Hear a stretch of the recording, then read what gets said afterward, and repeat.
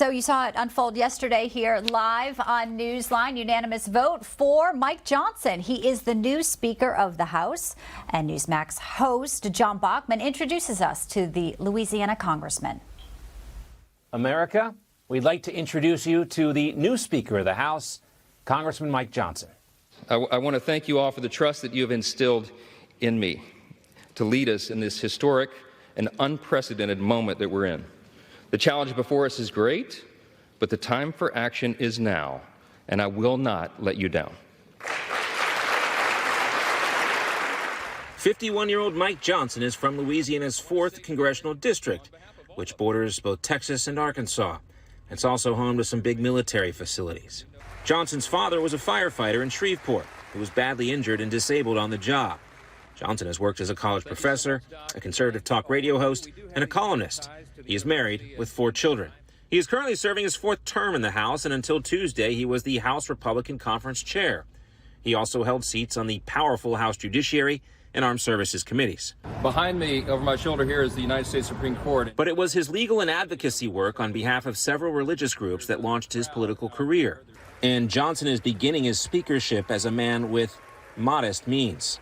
Johnson also hasn't been a big fundraiser, and that fact remains that the House Republican political machine has been powered by large 6- and 7-figure contributions to the GOP's leadership PAC, something that might change now with a grassroots effort.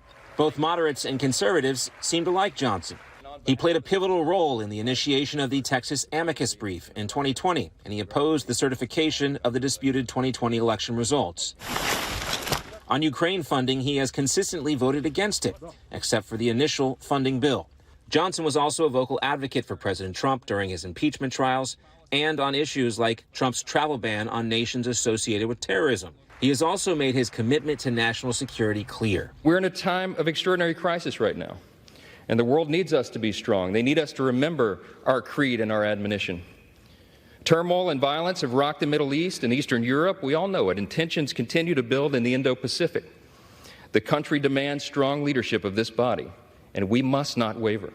All of this helped him avoid the same fate as former designate Tom Emmer, whose brief bid for the Speaker was snuffed out by former President Trump's unofficial veto on Truth Social. Now, there is plenty more from Johnson's resume to please the right flank of the GOP conference. Johnson also introduced the Stop the Sexualization of Children Act in 2022. That legislation aims to prevent federally funded institutions from promoting child sexualization and transgenderism. I'm John Bachman. Now back to you.